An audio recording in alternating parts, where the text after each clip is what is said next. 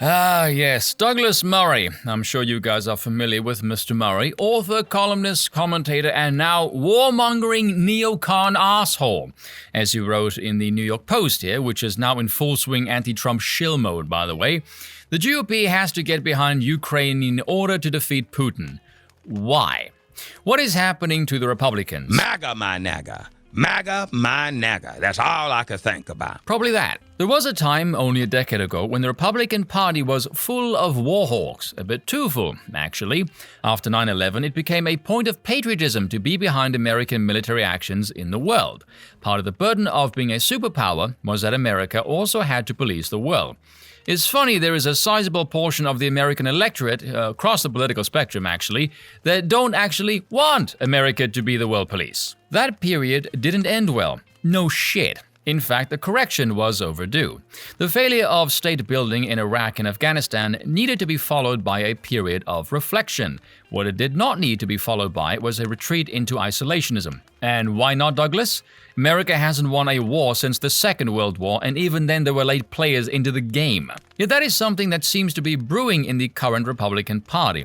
That might be because America has noticed this and realized they suck at it. And over a war which no US soldier is fighting in. Yeah, just an endless stream of the taxpayers' money is flowing into one of the most corrupt countries in all of Europe, which I don't recall being put to a vote or anything. I refer, of course, to the war in Ukraine, which I have just got back from seeing. And now Douglas, over here, is going to give us all a whole bunch of bullshit about his brief lived experience because he was there for a while and now he knows everything about the situation, but naturally only from the Western perspective. And are we going to get a balanced view about this whole affair? Are we fuck? There are many criticisms that people on the right and left can make about the Ukrainian government, about corruption in the country and more. And naturally he is going to address none of those because Poodler man bad. But when Vladimir Putin, case in point, invaded Ukraine earlier this year, he did something completely unacceptable. He sent his tanks into a sovereign country to occupy it and replace its leadership.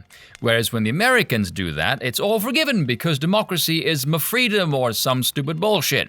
All under a false claim that he was denazifying the government of Vladimir Zelensky, who must be one of those Jewish Nazis you hear so much about. Yeah, well, this is awkward. Putin's entire war is a war crime. It is not just that his armies have been committing atrocities. Yeah, I'm pretty sure the other side has done shit as well. Not that you would ever hear about that from the Western end of things. No, anything bad that is done by the West is purely Russian disinformation, no doubt. His whole war is an atrocity. Nothing about it can be excused. Nothing Putin has done is for any noble reason. He really is laying it on thick, isn't he? Of course, the world's democracies had to take a stance on this. Of course, the world's leading democracy could not just sit idly by. Of course, they had to. They had to say, look, a crisis, we can launder money. To give them credit, that is not the right word to use, by the way, the Biden administration realized that. Of course they did. They quite rightly didn't want to put American boots on the ground, but were happy to throw taxpayers' money into a black hole.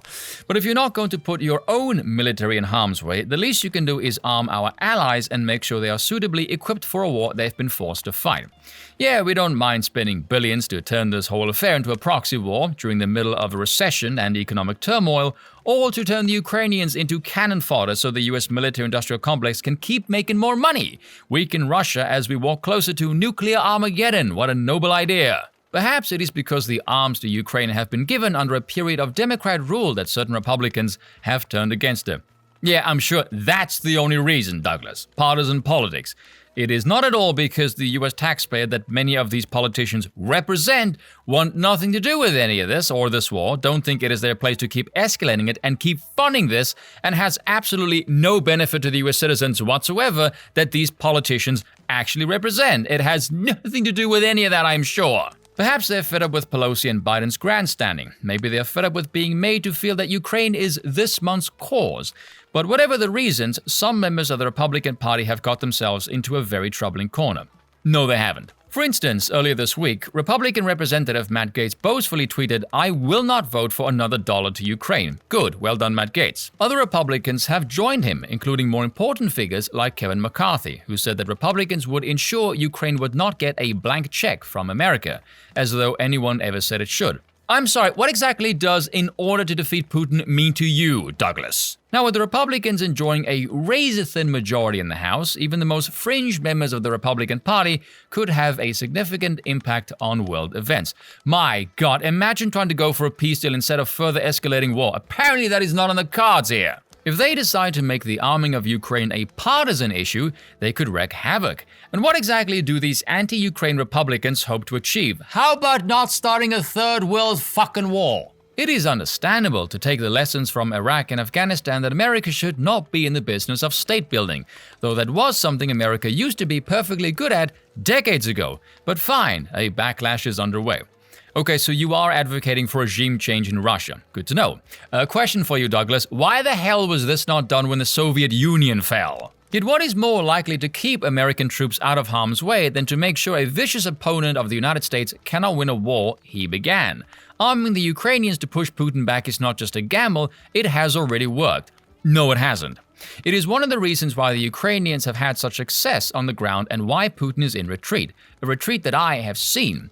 Yeah, the Germans also had success on the ground during the Second World War at one point. They didn't win. So that is not a gospel of guaranteed victory, despite this propaganda you want to peddle here, Sunshine.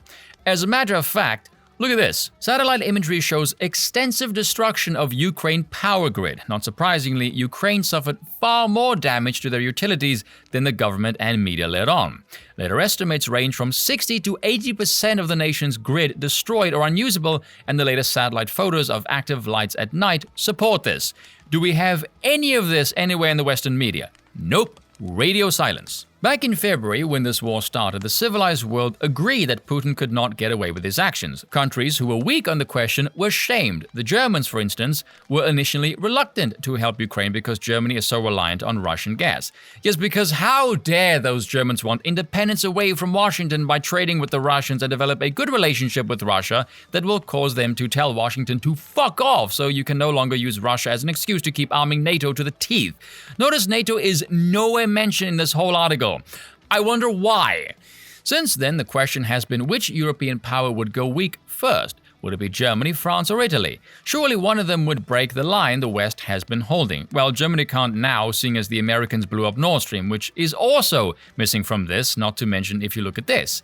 EU accuses Washington of making a fortune from Ukraine war, because they're selling weapons and high-priced LNG. Meanwhile, America can spin their propaganda of helping alleviate European pain of America's own tyrannical, bloodthirsty foreign policy, trying to wean parts of Europe off of Russian gas as they bleed Europe dry with insanely expensive gas prices during an already tumultuous economic crisis. And you wonder why so many Europeans hate America. It is a real puzzler now, isn't it? What is strange is that it now looks as though it is America that could go wobbly on this war, thanks to a group of Republicans who seem to have tangled up Zelensky and Ukraine in a culture war and a political war going on here at home. No, that's how you're trying to spin this to keep justifying the US establishment, keep pumping the corrupt Ukrainian machine full of dollars because you're a bloodthirsty neocon shill, Douglas. I hope they don't succeed, of course not because you're an asshole. Of course there should be oversight and scrutiny over every American taxpayer dollar that is spent everywhere. You think it's maybe a bit late to say that now, Douglas, over $100 billion fucking later. But America needs a foreign policy as well as a domestic policy. Yeah, they need both, because both right now suck ass.